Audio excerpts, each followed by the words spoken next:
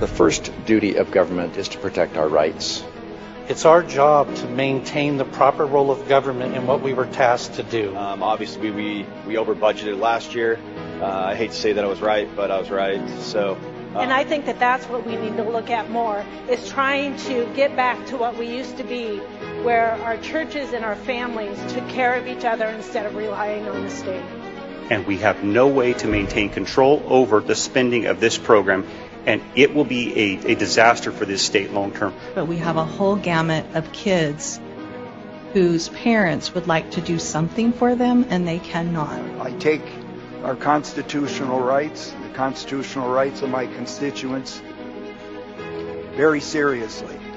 This is simply about putting it out of reach of young, innocent, vulnerable children and making our libraries and schools a safe place for them to go.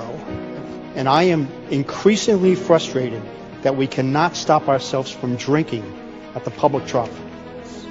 He's sounding the alarm. He's saying if we don't address these issues, we potentially might have greater problems moving forward. Mr. Speaker, no matter how you look at it, no matter how you boil this down, there is never any time that a parent's right to govern what their children see and what they're exposed to should ever be bypassed. If I was looking at a business and I was looking at these figures, there would be heads rolling because this is unsustainable. We're supposed to be bottom-up government. We're supposed to be representing my citizens' ideas and your citizens' ideas, and we're supposed to be discussing them and debating them to come to a conclusion. We need to start making Idaho first. We need to start making America first. We need to be protecting our First Amendment rights, not inventing ways to slowly chip away at them. The First Amendment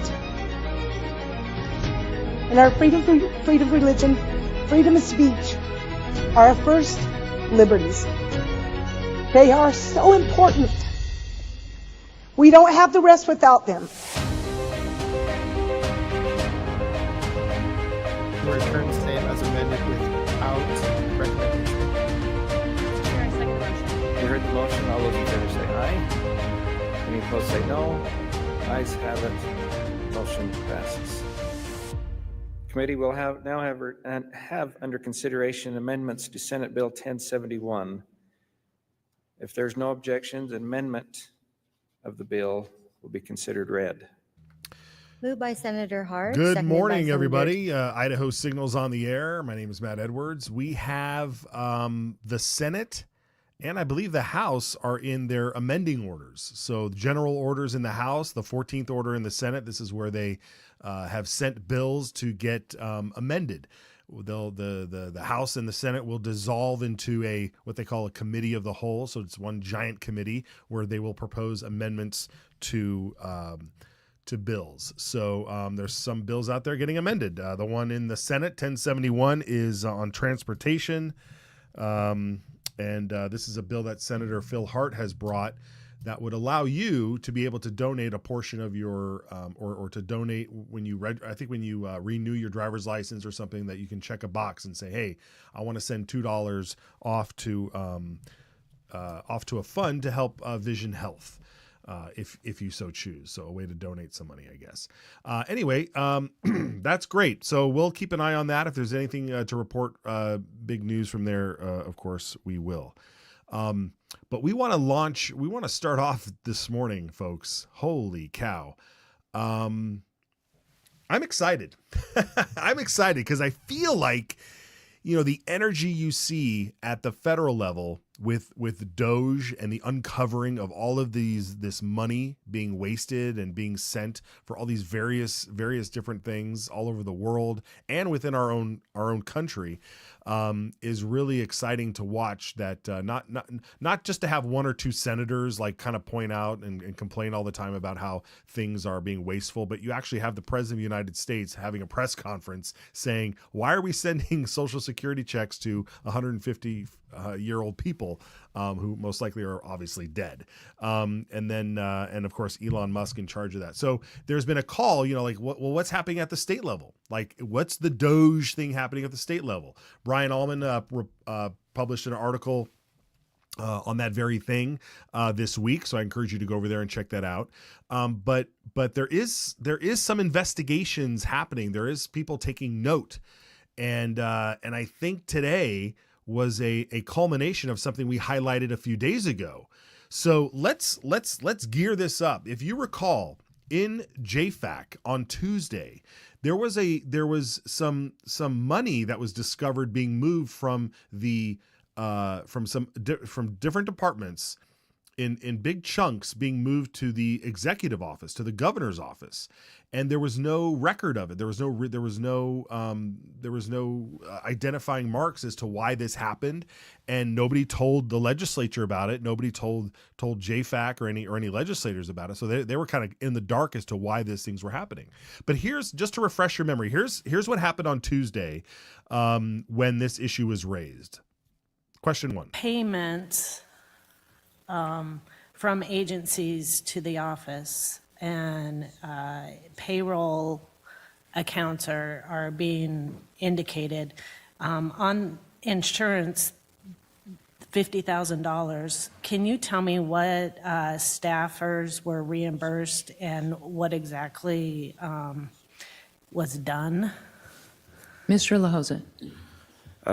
Madam Chair, Representative, thank you for the question. I don't have those specific expenditure reports in front of me, but we can get that information to you, absolutely. Again, I think I was going to follow up more on what Representative Price has said. I'd kind of looked into the similar areas, but I think it's probably better for Director Wolf if she had a chance to look at that or analyze that and give us some feedback. There were multiple different transfers that were done back from other agencies to the Department of the Governor. We had $95,000 that was transferred from the Department of Health and Welfare, $55,000 that was transferred from IDOC, $50,000 was transferred from the Department of Insurance, and then $50,000 that was transferred from DFN back to the Governor's. What was more curious to me is that the timing of those transfers. So 3 of the transfers were done in August, just shortly after their budget was done. So it seemed very interesting to me because I can follow back. I've looked through some of the ones that have been done in the past, which are ones that are okay. Like Let's the cut out of AG's this office, here. for instance. Let's They do a lot. Let's cut out of this here. So you see, they're like there's some funds. He named how much money was being moved over, right? And then a little bit later, Representative Tanner there kind of described what he saw in other areas, like at the AG's office, and how they would handle those types of situations. So let's watch that. I mean, part of my question that I really struggled with was more, I mean, you kind of mentioned that we were billing back agencies for certain things, but, and when I look at these 10P transactions that actually have done for, like, we'll say the AG's office, there's detailed stuff that I can go get. I can go find exactly how many hours were actually done, what was actually accomplished for what agency. Within these, they're just straight transfers, and they're done at the beginning of a budget year. It seems odd that we're paying in 1 month right up front this large, it looks more like we're just actually paying the governor's staff salaries versus actually doing reimbursement on specific work. So if there are things, that's where I want to see if there is that contract in place for you guys to perform or for the governor's office staff to actually perform work. I would actually personally like to see that. How many hours do they spend on? What projects do they spend it on? As well as I'd say the bigger one is the one at the very end of the 2024 one, because without that last minute transfer before the budget closed of $50,000, his budget was in the red. He would have been upside down his budget over $21,000 without that transfer in. So okay, I'm just trying to. So if you recall, that's what happened on Tuesday, right? That's what happened on Tuesday.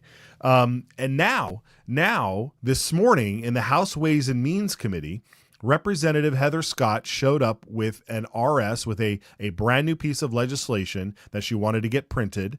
And as we talked about at the beginning of the week too, the House Ways and Means Committee is kind of like a privileged committee. So when things pop up like this and you want to get a bill fast-tracked and hopefully get through, you bring it to the leadership committee here at the Ways and Means Committee and you try and get it through. So because of what happened on Tuesday, Heather Scott showed up with a bill early this morning in the House Ways and Means Committee.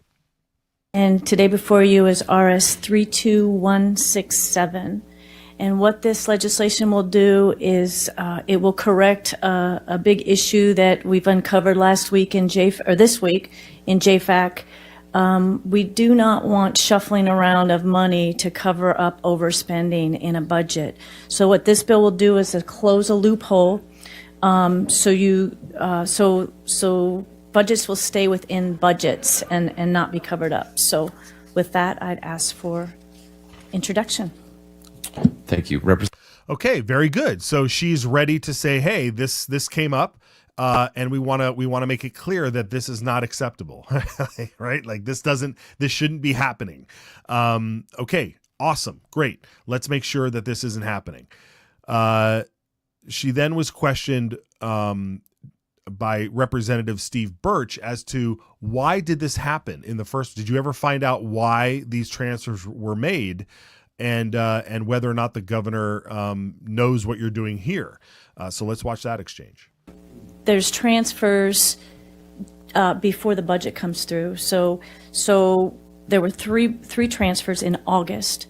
As you know, the budget starts in July, and then as soon as that budget was in, there was transfers from health and welfare monies into the governor's budget, IDOC, and Department of Insurance. While they weren't huge amounts, it's definitely not within, we budget for each agency separately. So to just transfer that, it kind of confuses, and it's less transparent when we don't, we want to know what you need for your budget, and we don't want it to be covered up by other agencies kind of transferring money. And so that's what this bill will do. It'll keep it within their budget, and then we'll know if the governor needs more, then we don't want to transfer that. We want it within his budget. Follow-up. Representative Birch. What was the reasoning for why those transfers were taking place? Representative Scott. Thank you, Mr. Chairman and Representative Birch. You'd have to ask the governor what his specific reason was. But that being said, we just do not want other agencies' money being transferred over to the governor's budget. Obviously, he didn't have enough money in his budget to cover what he wanted for about $250,000. So maybe we need to bump that budget up.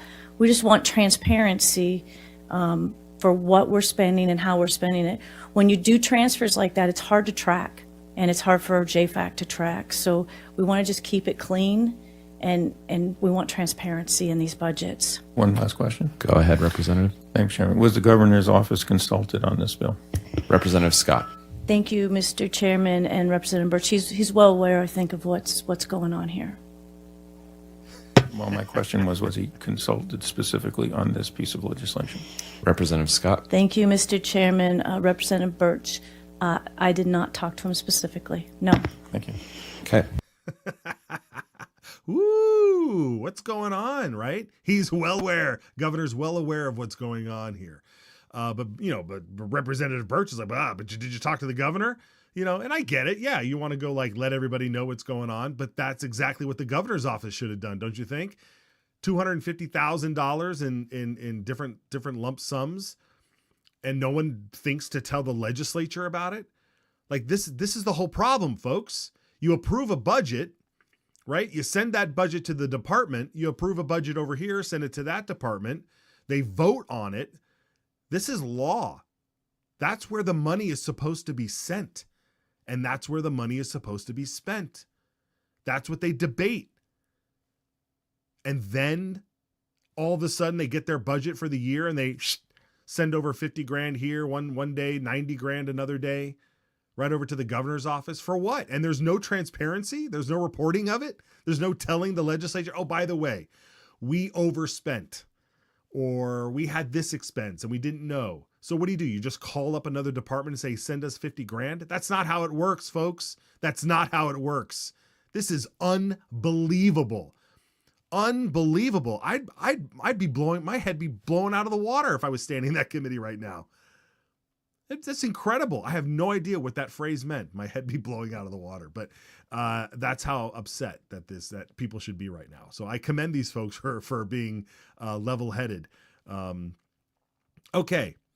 So so things got a little bit more heated in this committee as Representative Birch went back and forth on this. So let's watch how this next exchange unfolds as we discover where is all this money going. Thank you, Representative Scott. Whose responsibility is it constitutionally for budgets?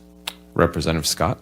Thank you, Mr. Chairman. Representative Monks, it is a legislature. We need to track it. We're only here 3 months, and so we want to make it as clean and clear as possible so we know what's going on and things aren't kind of happening behind the scenes.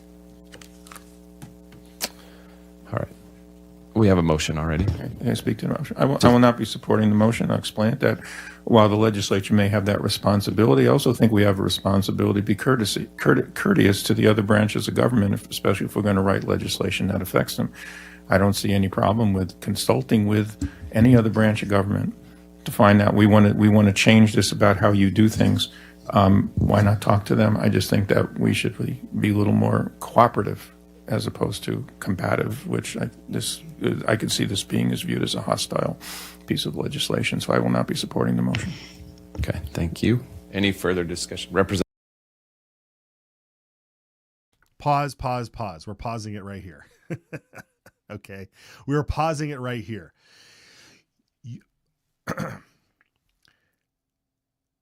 Who holds the money? Who holds the money? The legislature. The legislature has the money. They are the daddy. Daddy says, what are you doing with the money? Daddy says, you're taking that money. I gave you that money for this, and you're spending it for that. Done. I don't need to consult you. I'm telling you what the rules are. You can come back and say, oh, I'm sorry, and apologize and tell me out afterwards.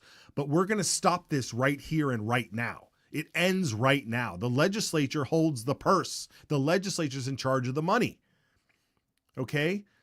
So this weak take that says, I'm now not going to support the bill because we didn't consult the governor. You can be upset about not consulting the governor and still say, but I believe in this bill and we should stop it right now. That is weak. That is weak. Continue. Thank you, Chairman. What I find hostile is when budgets are hidden. That is our constitutional responsibility, and when money is moved around hidden from us, I find that hostile. I find that offensive. I think this is very appropriate for us to be looking at exactly where the money is. When we budget money, that's where it's supposed to go. To move it to another budget is not appropriate in any way, shape, fashion, or form. Thank you. Representative Scott, you can be seated. Thank you. I just would want to say, shuffling money around is not appropriate. We need to have accountability, and that's our job, to kind of keep an eye on the budget, see what's going on. It's hard enough just doing it in 3 months. So we just want it to be clear and transparent. Mr. Chairman. Thank you, Representative Scott. You may be seated. Thank you. Mr. Chairman. Any further discussion on the motion? Yes. Representative Birch. Yes. What's inappropriate is not even bothering to find out why. Okay, if the implication is there's something nefarious going on. It's a simple question. Why is that happening? I don't know. No effort was made to find out. So, yeah, I mean, if something inappropriate is going on, fine, but without even bothering to ask and just writing legislation, I think is really disrespectful. Committee, any further discussion? Yes, Thank ma'am. you, Representative Scott. I think we'll just No comment on finish. that? We'll just finish discussing the Okay. motion in the committee. Representative Monks. Thank you, Chairman. The sponsor said she had not talked to the governor's office. That doesn't mean that nobody talked to the governor's office. That's a big assumption there. And we can play this game all day long, Representative Birch. Well, who did? Hold on. Through the chair. Representative Birch. Okay, so then who did speak to the governor's office about this piece of legislation? Representative Tanner. Thank you, Mr. Chairman. Just some clarification on this. This actually, his budget did come up just recently within JFAC. Within that, this was fully discussed in depth and in length, kind of showing these transfers, part of like the good lady had presented, that these numbers were actually done before, really at the very beginning of his budget. So he's actually transferring money at the very beginning of his budget. But the other issue that we saw within this was at the end of his budget, when it looked like his budget was going to get overrun, he did an additional transfer that had come in, and it was looked to me, and I looked to other people within that committee of JFAC, and we were trying to figure out and trying to understand that there was no actual transparency within this. This is not something you can actually just go out there and find within a transfer aspect. These were specifically done, and it made it look like there were not nefarious, but this was something that was being done not just one year, but it's been being done every single year. So it's not just doing work for an agency. This is actually it looked like it was actually being done to just as a typical thing to gain additional money within his budget. I think the good lady spoke to it very clear and precise that what we are looking for within JFAC, within the legislative process, from legislators, because we are the ones that control the purse strings, to make sure that the governor asks for what he actually wants within his budget. I think this just helps clean it up. So thank you. Thank you. Any further discussion on the motion? Seeing none, the motion before us is to introduce RS 32167. Those in favor signify by saying aye. Aye. Any opposed by nay? Nay. Do you wish to be recorded? Yeah, let's record him. Let's record Birch. Get him on the record here. Get Birch on the record here that he'd rather pout. He'd rather pout about not talking to the governor than support transparency with the money. We don't know what these transfers are for. They were paying off somebody. Representative Price said that they were labeled. It appears that there might be some labeling to payroll, and the governor's office is short money in their budget, and so they bring money over. Who are they paying? What is this? What's going on?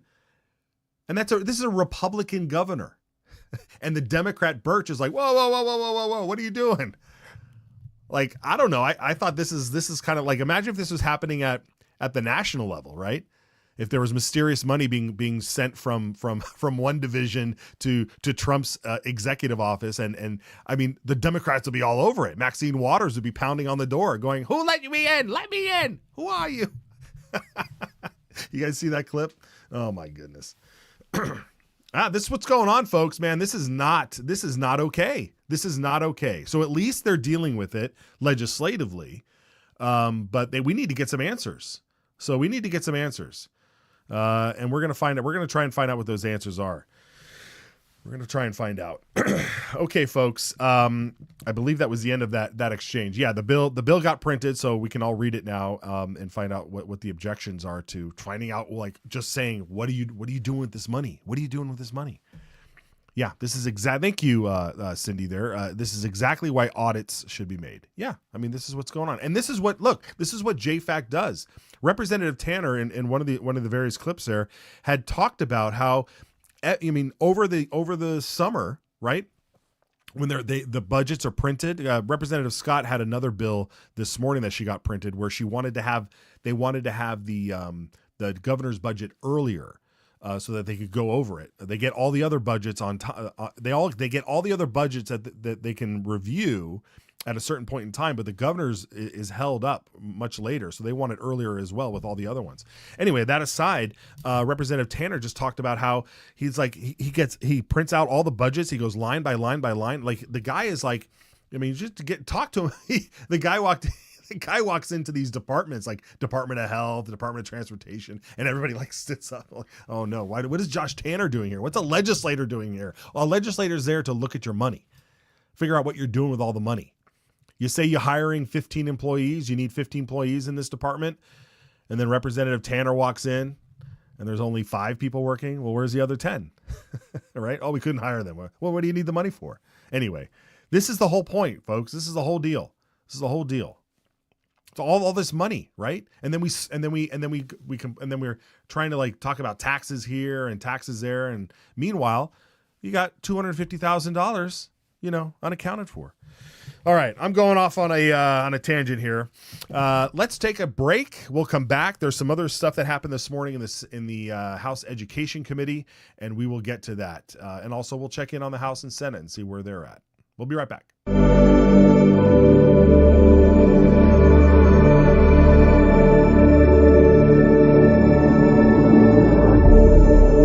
And that's exactly what happened. You want to pull the tape? You can pull the tape because we now got video. Idaho is the dirt under your fingernails after an honest day's work. Idaho is the hug around your neck when your daughter spells her first word.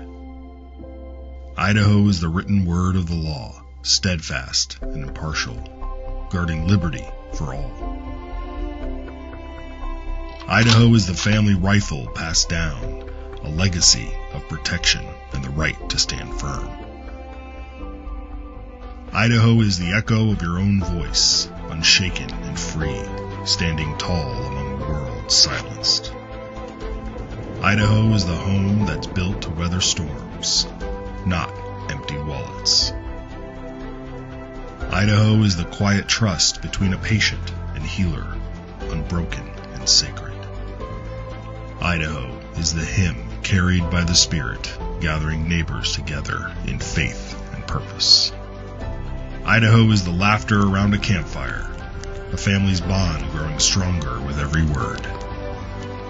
Idaho is the pioneer's will, firm and clear. We govern ourselves, free and unbound. Idaho is what America was. Let's keep it that way. Ask your legislator to sign the Citizens Alliance of Idaho pledge to preserve our shared values. We ride together.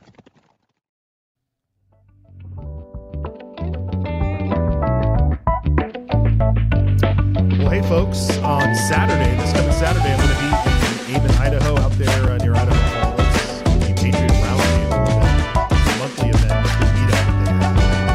And heading out there from the Great White North. That was too loud. Hey, everybody. I'll be headed out to Ammon, Idaho, over near Idaho Falls on Saturday for an event, the Patriot Roundtable. They meet up there, so I'm looking forward to meeting you folks in person, seeing some old friends. That'll be really great. So I head out on my trip today. So once the show's over, I am out of here.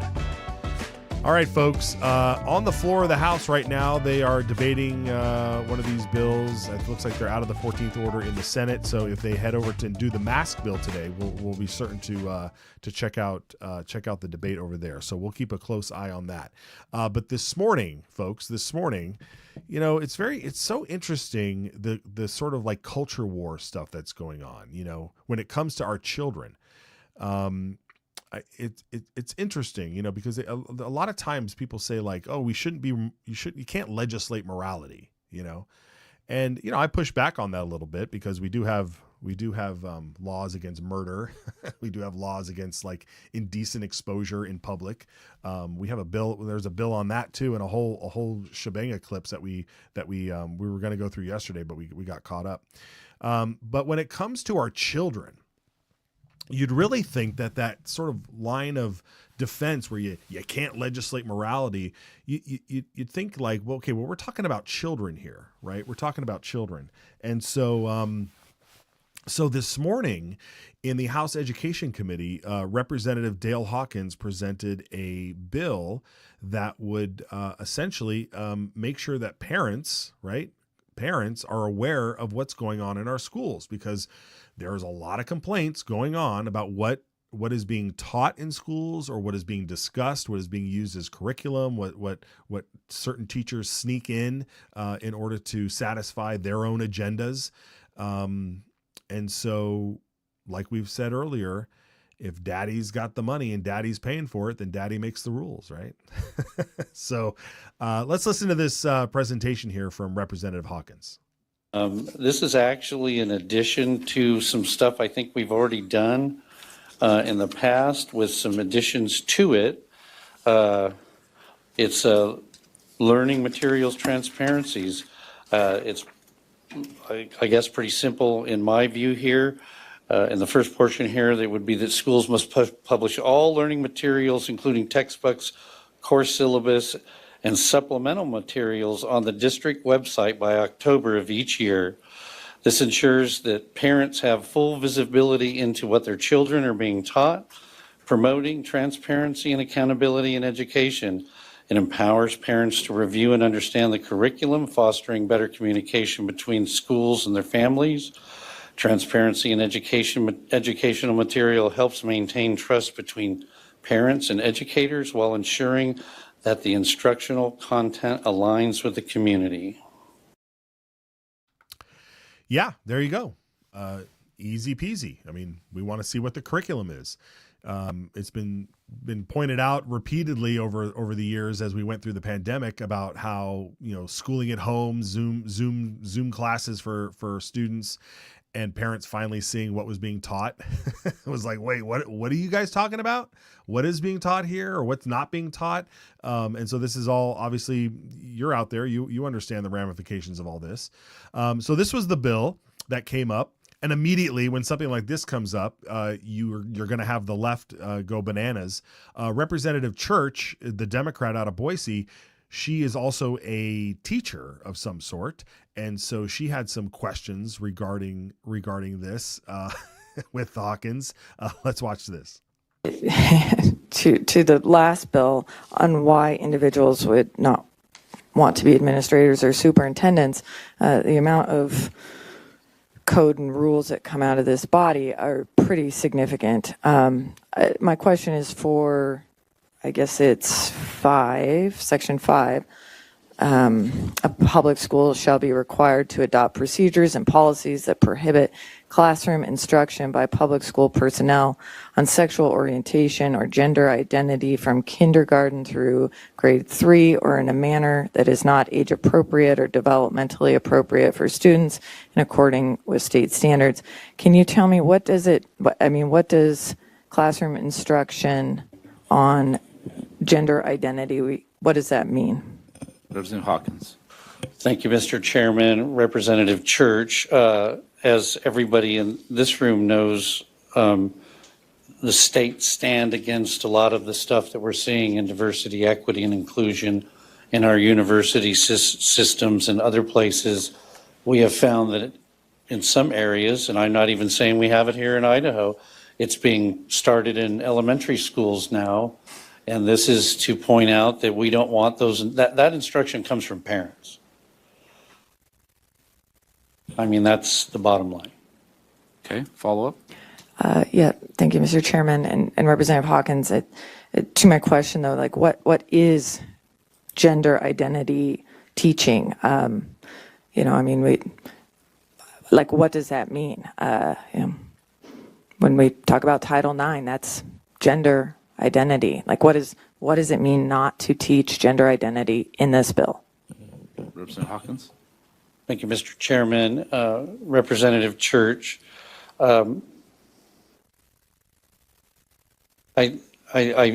She's playing dumb. I'm trying to think of the proper way to answer this. I stated that these issues should always be dealt with by children's parents.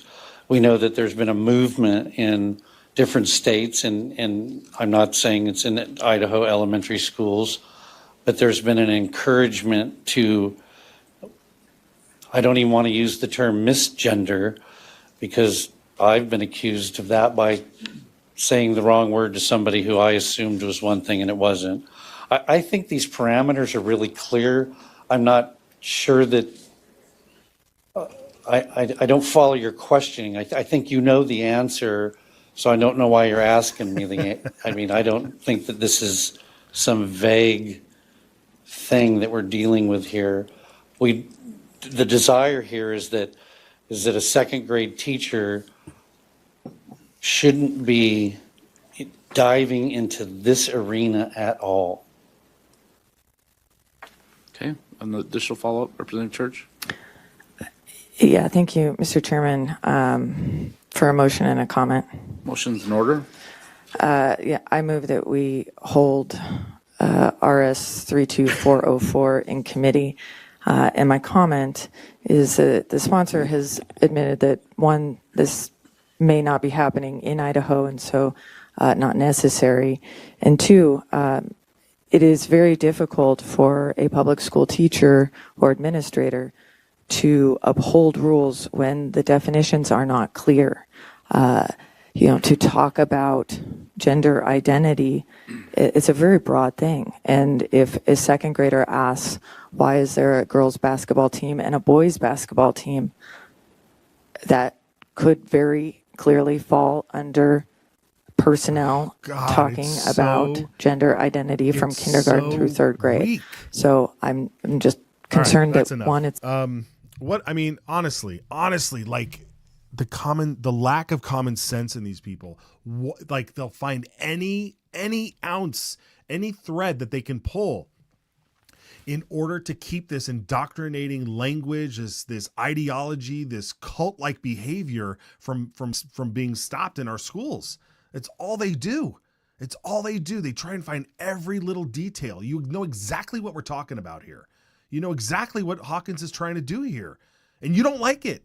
So just say it. Just say it out loud. So we know exactly where you are. Just say it out loud.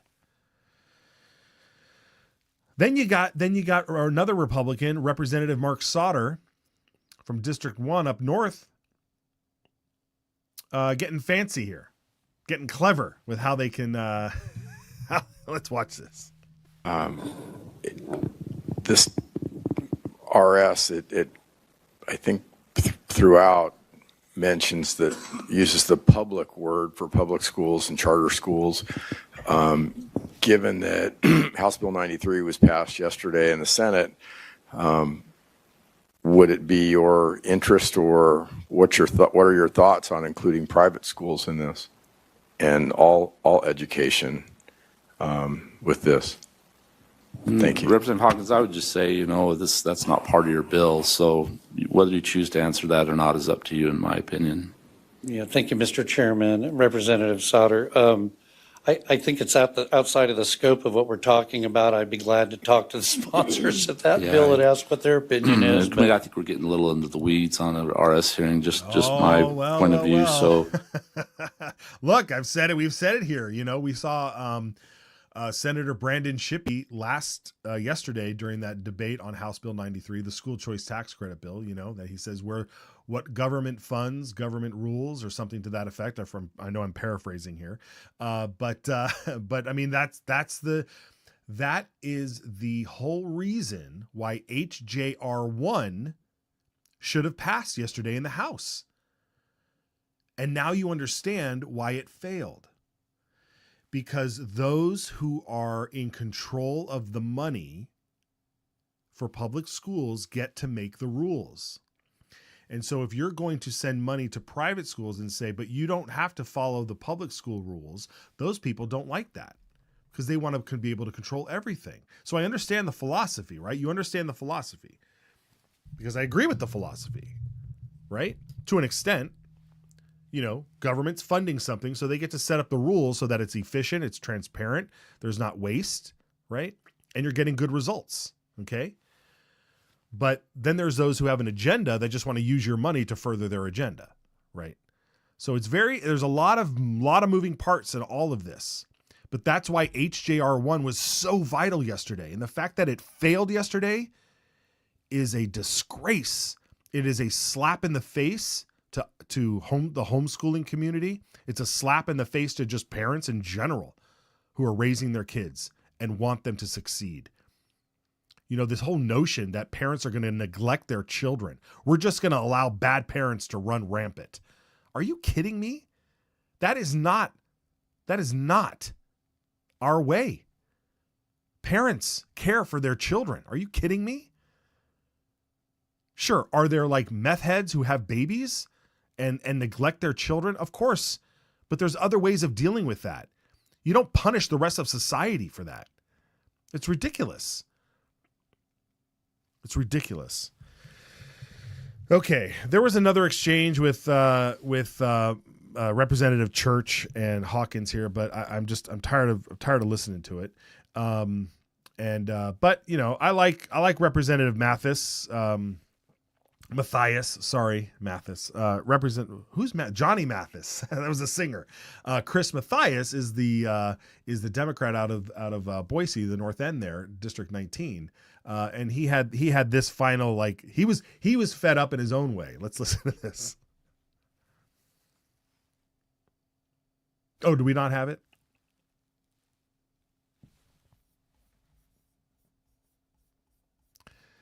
We've got dead air. We don't. I think that's fine. And I know that it's outside the scope of this bill, which is why I'm not commenting on the bill, but I think Representative Sauter raises a point that I have come to conclude is a very real reality that I think we all need to address, which is there is no competition in the school choice market because we put regulation and requirement, we just stack them up on the public schools.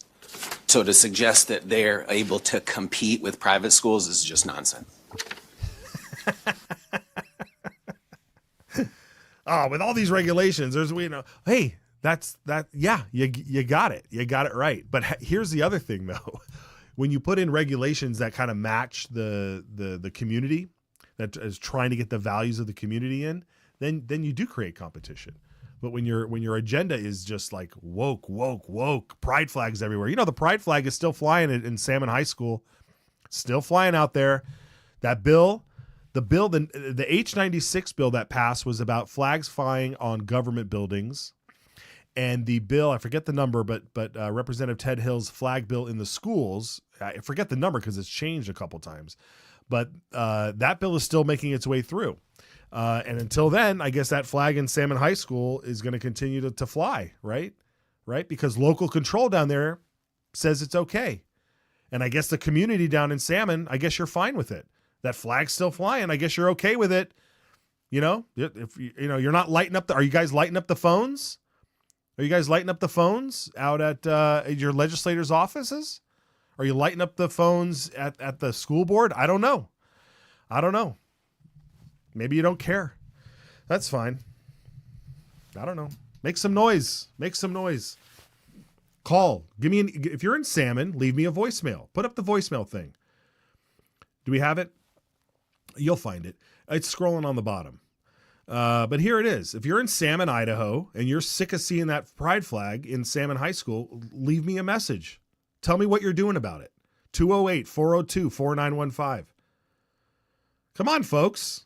I'm not here for your entertainment. I'm here to get you off your butts and get out there and help these legislators. You can't donate to their campaign. That's fine. You don't need to donate. You need to support them. You can't go walk their precinct and do some door knocking. That's fine. You can make a phone call. There's many ways to help these folks out here.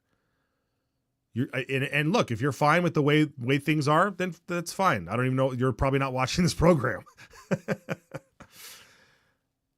All right, folks, that's where we're at. All right, we'll take a break. Be right back. Coming from within the system, which the process in the system is broken.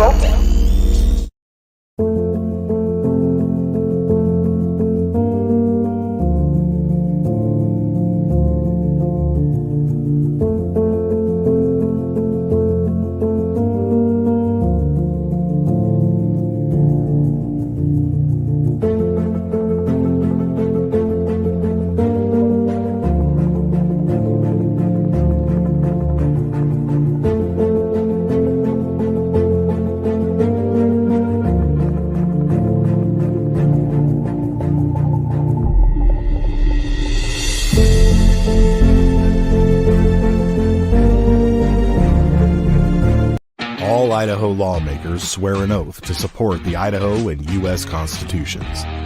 But how's that working out for you? Because not all Idaho lawmakers share the same values. That's where the Citizens Alliance of Idaho pledge comes in. 10 statements inspired by those two founding documents that are designed to preserve our shared values. Values such as education freedom, safeguarding free speech, defending our protected right to self-defense, and being responsible stewards of taxpayer dollars. When a lawmaker signs the pledge, they are performing an act of political courage, accepting the challenge to be a champion for our values, and serving with political integrity. To find out if your lawmaker signed the pledge, visit idahopledge.com. Paid for by Citizens Alliance of Idaho. We ride together.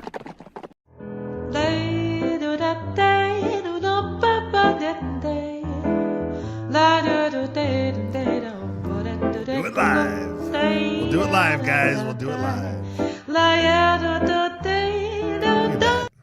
Look at that. Look at that spot. What were you going to throw up there? Not me. Oh, okay. Well, the House and Senate have ended their day. At least their floor session. They'll be running through the halls. So they're done over there. Nothing huge to report. Well, if you were not, if you were PO'd by any of the stuff that we had in just the previous segment, I want to take you back to the summer of 2024 in Nampa, Canyon County. Okay. There's a bill, and again, I forget the bill number because it's changed a couple times, but this is a bill on indecent exposure. And there's a couple bills out there. There's one that is going to talk about drag shows or just sexual exhibition shows in general. It's not necessarily drag shows are included in it if it's sexual, being presented in public in front of children or allowing children to attend a sexual exhibition show. But this bill is about just indecent exposure at all. And this is something that's been on the books forever. And so House Bill 186 this is an amending to the bill that would include something because we live in a world that's full of clowns now. Let's take you back to Nampa. I know we had a couple of photographs. And, I'm not saying that. Oh boy, warning. Warning, folks. Oh, good dear. So there was a pride parade in Nampa, a pride festival, parade or whatever. And that individual squatting there. We had photographs the other day, but they're not loaded up here. But so this is the video. This is the big video here. But go ahead and run it. Just warning. Don't worry, it's not a close-up shot. But go ahead and run this. This is a video here of a transgendered person lifting up their shirt and exposing their breasts. Now, this person was not arrested or cited or anything because this person is a man, is a biological man that has augmented breasts made to look like their female breasts. And so this caused quite a stir. There was also another individual who was seen. You can go ahead and take this video off. There was another individual who was seen walking around, and let's see if we can find that photograph. I think I have it here. Just give me a second. That was seen walking around, and I don't. Okay, no worries. And they were seen walking around, and this person had this man had really developed breasts, like really, large ones, and had pasties on them. And so this caused quite a stir in Nampa, but there were the authorities and the police and the city council said, well, we can't do anything about it because these people are men. And there's nothing in the statute that says men can't walk around topless. Now, even though these people that were walking around topless would consider themselves women, which means, okay, if you're a woman and you're walking around topless, you could be cited for indecent exposure. So they get the best of both worlds. Isn't that great? It's just like a man, right? Men will always find a way to get the best of both worlds. And in Nampa, and in Idaho, that's what it is right now. So Representative Cornelius was before the committee with a bill to address this. Let's watch this. It's funny. This poor guy's got to go through these definitions and such, but let's watch this. I'm here today, committee, to introduce RS 32353. This bill came to me this last fall following a pride parade that was held in Nampa, and there was a lot of complaints by citizens, and we have actually a city council member here to testify if that's going to be allowed. So what this bill does is just cleans up language in statute, existing statute, to be a misdemeanor if, well, you could read it, exposes developed female breasts, including the areola and nipple, exposes adult male breast, including areola and nipple, that have been medically or hormonally altered. to appear like developing female breast. Exposes artificial breasts, including the areola and nipple. It goes on. So, or if you counsel somebody to do the same. So what happened in that parade was just that. There was a gentleman that was exposing his probably augmented breast of some kind. And law enforcement couldn't do anything about it. And we got a lot of complaints in the city. So that's the reason for this introduction. It's not to stop anything. It's not to stop a parade. It's just to put some guidelines on it, on what can be acceptable in public, because there's children there. So with that, I'll leave it. I do have a letter from, I don't have it in front of me, but we have a letter from our prosecuting attorney that says this is something, this is written well enough that he could defend that. Very good. Very good. Okay. So, and here's another photograph for you all. Hide your children. This is another photograph. So this gentleman here with some developed breasts out there, just walking around in public. And I'm okay to show this on the internet because in Idaho, this guy's a man, right? So there's nothing wrong with showing this, right? Apparently. And then there's other photographs which we're not going to show, but there's other photographs that have been shared that show children that were in attendance, even in the vicinity of that gentleman there. So, again, folks, this is a big deal. This is a big deal because you'll see pushback. You'll see pushback coming, and you're like, what? Why? Why is there pushback coming? Representative, is it Todd Achilles? As we have that clip, Representative Todd Achilles, a Democrat, pushing back on this. I'm going to be a no on this RS, and for a couple reasons here that I want to make clear. One, this explicitly targets trans Idahoans in terms of the language. Two, anyone with breast surgery is going to be targeted in this. Three, plastic surgeons are also targeted because they counsel people that get surgery. And fourth, anyone with a set of truck nuts hanging off of their rig is also going to be caught up in this thing for indecent exposure. So there's a bunch of issues with this RS that need to be fixed. That is the state of the Democrat Party in that one image right there. Do you want to pause that image and just throw that back up there? That clip? No, not that one. I mean, that's the state too. I'm talking about these guys. I'm going to be a no on this. No, get out of there. I'm talking about these guys. And for a couple reasons here that I want to. Look at this. You got one Democrat sitting there in a mask, and she only takes the mask off when she talks. And then you got Achilles over there, somehow saying no because we're targeting. You're targeting the trans community. You're protecting kids from indecent exposure. So all of a sudden, if you're a trans woman, and a woman is a woman, women can't show their developed breasts in public, but men with fake developed breasts can show theirs. You guys,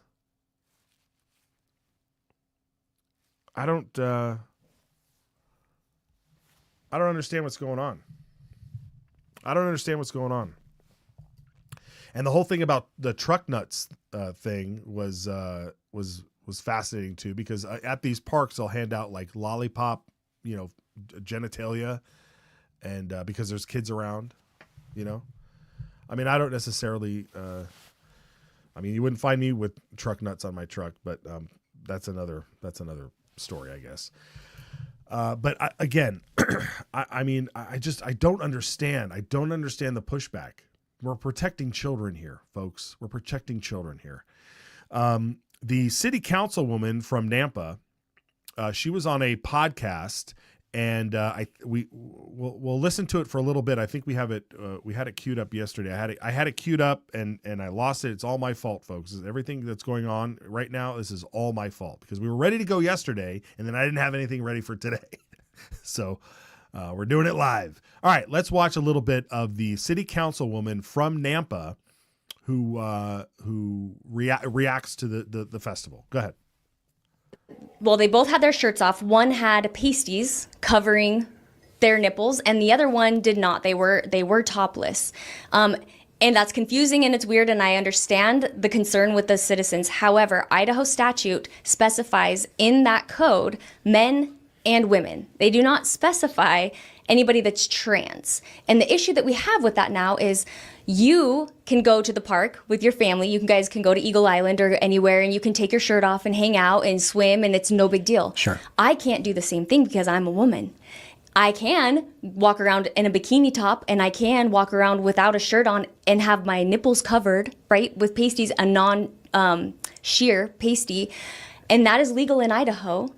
But that's the difference, right? And so the one man that just had the pasties on, he would have been protected if he was a biological woman or a biological man. Correct. Or I shouldn't say he. Yeah. I don't know how. Whatever. That person is covered. Correct. And the other one, even though he as a biological male has breasts of sorts, they're still protected because he's a man. Even if he's posing as a woman or transitioning to be a woman, he is still a biological man. And so per Idaho statute, that is allowed.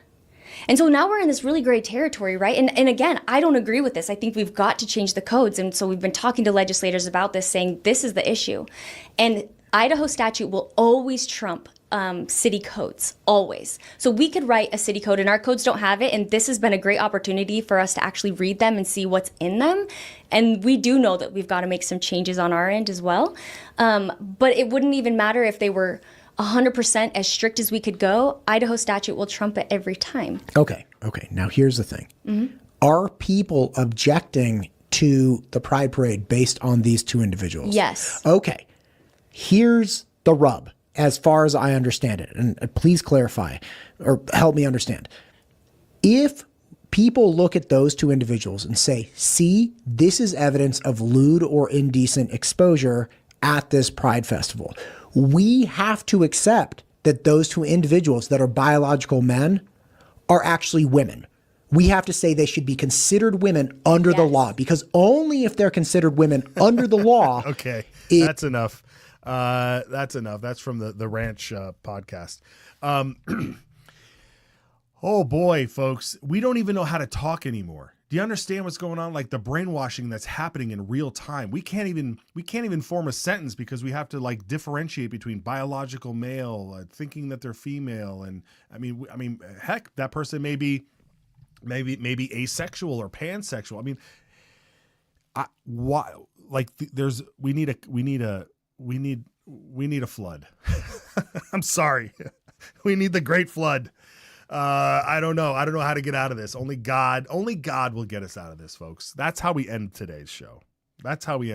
Only God will get us out of this. And we're gonna get out. We'll get out okay on this, folks. Pray with me. Pray later today. Pray all the time that we get out of this. I'm headed down to Boise today because I'm also then taking off on Saturday to go over to the Patriot Roundtable. So I look forward to seeing you guys there. That'll be great. And I think I don't know. There's a lot to talk about. There's just so much to talk about, folks. There's so much to talk about. And I know, there's a Proverbs. Proverbs 23, 1-3. If I can have the camera back here. When you are, when I think about going down to Boise, I think about this proverb. Let me read it for you. When you sit down to eat with a ruler, consider carefully what is before you, and put a knife to your throat if you are a man given to appetite. Do not desire his delicacies, for they are deceptive food.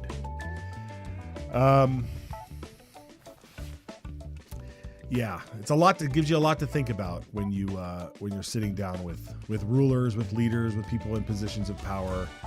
You really have to maintain yourself, and so I encourage everybody to live by those rules. That's always good things. I don't know. A lot swimming around today. We got all the money transfers going on. We got the indecent exposure. You got curriculum in the schools. Democrats are still walking around wearing masks when they don't speak, and then taking them down to speak, and then they put on their mask, and it's just so bizarre. Everything is so bizarre. I don't know what to do anymore. I'm with you folks if you're with me. Okay, let's do this. There's a live. Put up the live graphic. We've got a way to listen 24/7. If you go to idahosignal.live, you can, and you hit the button, you just hit play. You'll get to hear the latest show 24/7. So if you've only been able to catch a part of the show or whatever, and or you want to share it or something, if you're on the go, just hit idahosignal.live and you'll hear the latest program. So that's pretty cool. It's working right now. So, all right, folks. Tomorrow's show, we're gonna show you the hearing on Senate Bill 1036 on the putting a pause on the mRNA technology in Idaho. So that'll be interesting. So stick around for that. And then I'll be back here on Monday. Wish me good travels. I will check my X feed at TrueMattEdwards. I'll post on my journey and keep you up to speed with anything else that we see on there. Thank you very much, folks. We'll see you next time. Thank you. Bye. This bill, I think, it puts a stake in the ground that says we have a sovereign right to protect what's ours.